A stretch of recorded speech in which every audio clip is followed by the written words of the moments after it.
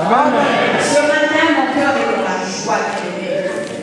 Ce matin, mon cœur est dans la joie parce que Jésus vient vers nous et nous rappelle de quelque chose qui est très important. Alléluia. Alors, ce matin, je me suis posé une question.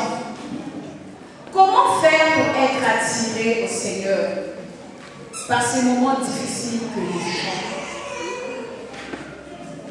Comment faire pour être attiré? Parce qu'une chose est claire, si nous ne sommes pas attirés par Dieu, si nous ne sommes pas en connexion avec Dieu, c'est sûr que nous n'arriverons pas là où il veut que nous arrivions. Alléluia. Alléluia. Je veux parler à quelqu'un ce matin. Alors je te prie de me prêter tes oreilles. Alléluia.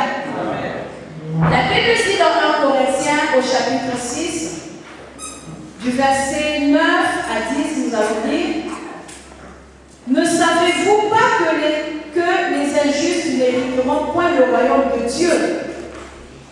Ne vous y trompez pas.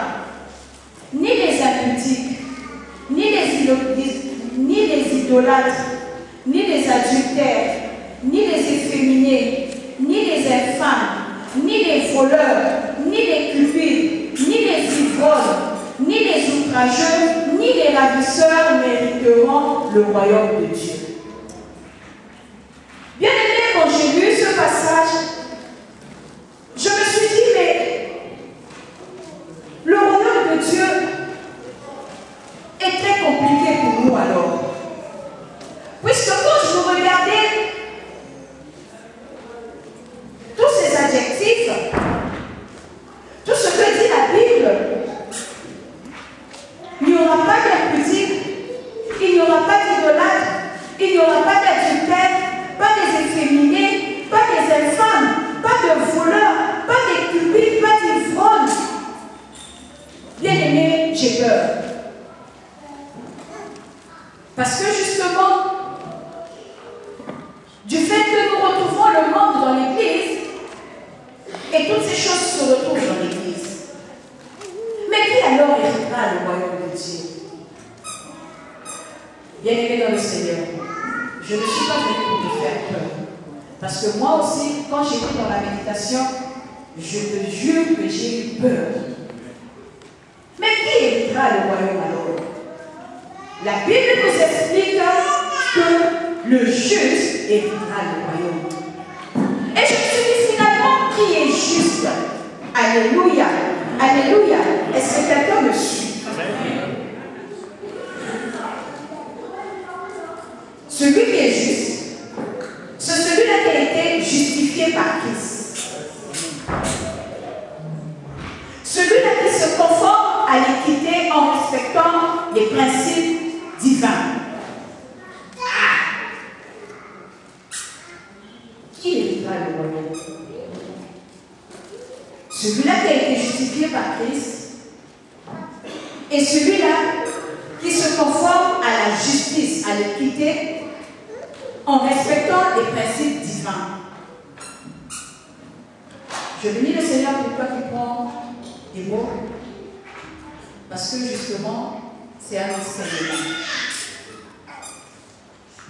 Bien aimé, comment se conformer à l'équité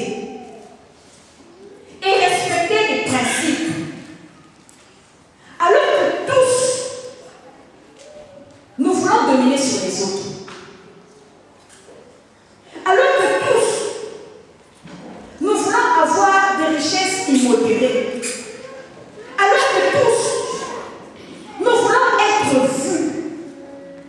Alors que tous, nous voulons que quand nous sommes là, nous sachions l'état. Bien aimé, quand j'arrive là, je dis, il y a quelque chose qui se passera. C'est sûr que quand tu es en train de parler, tu es en train de te dire, alors maman, est-ce que nous devons être pauvres? Je dis non. La pauvreté, c'est vrai que c'est un état d'esprit. Mais moi, j'ose dire que la pauvreté, c'est un péché. Parce que Dieu, quand il nous crée, il nous dit,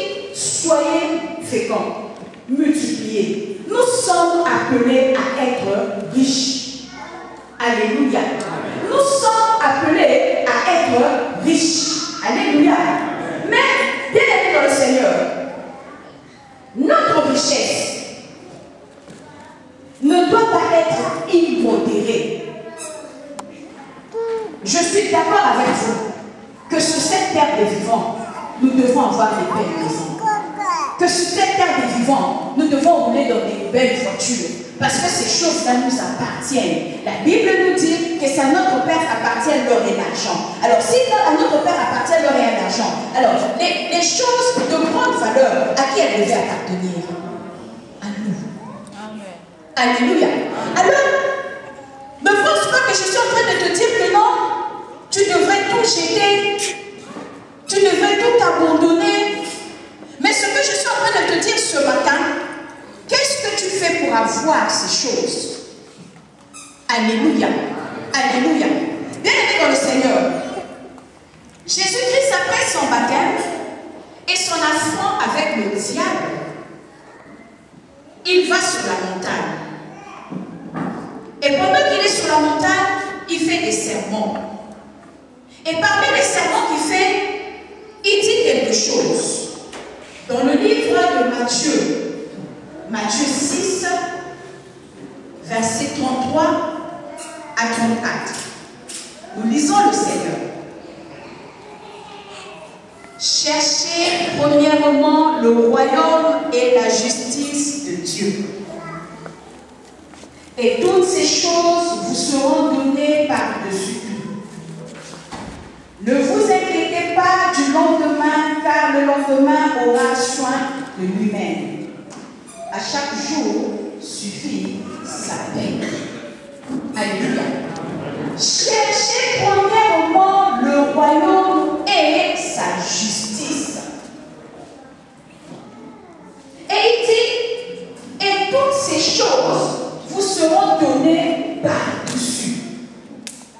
Bien-aimés, comment Jésus, juste après son baptême, juste après son affront avec le diable, peut dire des choses comme ça? Bien-aimés, Jésus avait remarqué ce que certainement toi et moi nous remarquons aujourd'hui. Alléluia. Amen. Jésus avait certainement vu ce que toi et moi nous voyons aujourd'hui.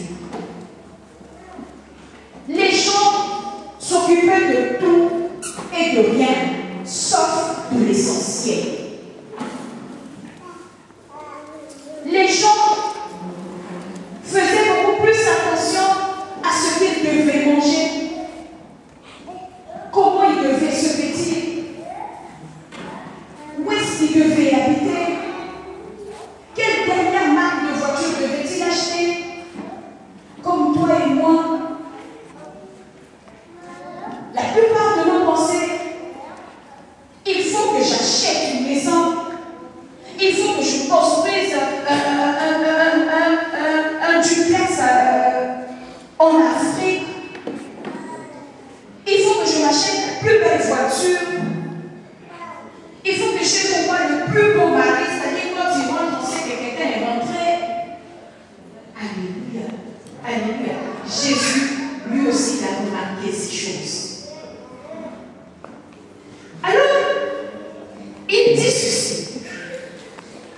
Cherchez premièrement le royaume de Dieu et sa justice. Et le reste sera donné par-dessus. Je voudrais que quelqu'un lise dans le livre de Matthieu,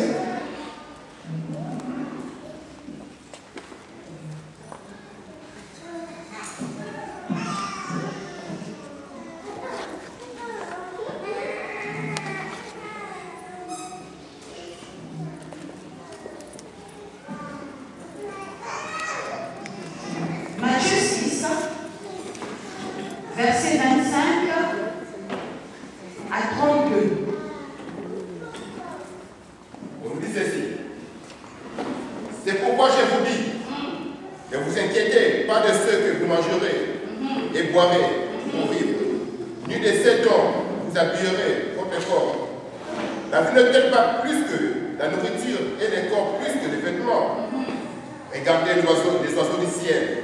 Ils ne sèment pas, ils ne moissonnent pas. Ils n'amassent rien dans le grenier. Et votre Père Céleste les nourrit. Ne valez-vous pas beaucoup plus qu'eux? Que voulez-vous par ces inquiétudes peut ajouter un instant à la durée de sa vie? Et pourquoi vous inquiétez au sujet du vêtement? Étudiez comment poussent les plus belles fleurs de champ. Elles ne travaillent pas et ne tissent pas. Cependant, je vous dis que Salomon, lui-même, dans toute sa gloire, n'a pas eu d'aussi belle tenue de l'une d'elles. Si Dieu habille ainsi l'herbe de champ qui existe aujourd'hui et qui demain sera jeté au feu, ne le fera-t-il pas bien? Plus volontiers pour vous, gens de peu de foi. Ne vous inquiétez donc pas et ne dites pas: que mangerons-nous? Que boirons-nous? Avec quoi nous habillerons-nous? En effet, tout cela, ce sont les membres des autres peuples qui les recherchent. Or, votre Père Céleste sait que vous en avez besoin. Alléluia. Bien-aimé, dans ma version, le tout dernier verset, il est dit ceci: car toutes ces choses, ce sont les païens qui les recherchent. Toutes ces choses, ce sont les païens qui les recherchent. Bien-aimé, chercher et rechercher, il y a une différence entre ces deux mots. Rechercher, ça veut dire que tu es avec, ça veut dire que tu cours après. Bien-aimé, les païens peuvent courir après ces choses. Mais la Bible nous dit que nous, les chrétiens, ceux qui sont comme le Christ, nous n'avons pas le droit de rechercher ces choses.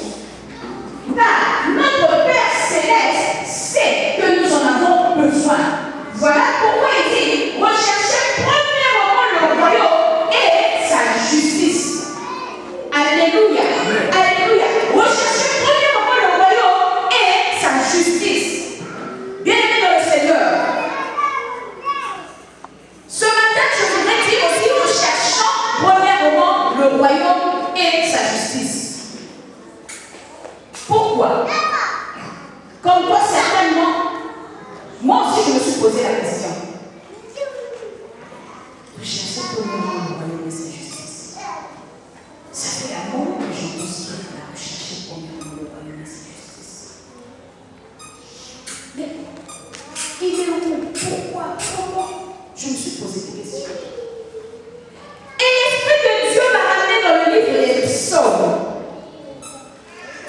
Et j'ai compris la joie de David. Bienvenue dans le Seigneur. David dit ceci: je suis dans la joie quand on me dit allons dans la maison du Seigneur. Je suis dans la joie quand on me dit allons dans la maison du Seigneur. Bien-aimé, pourquoi?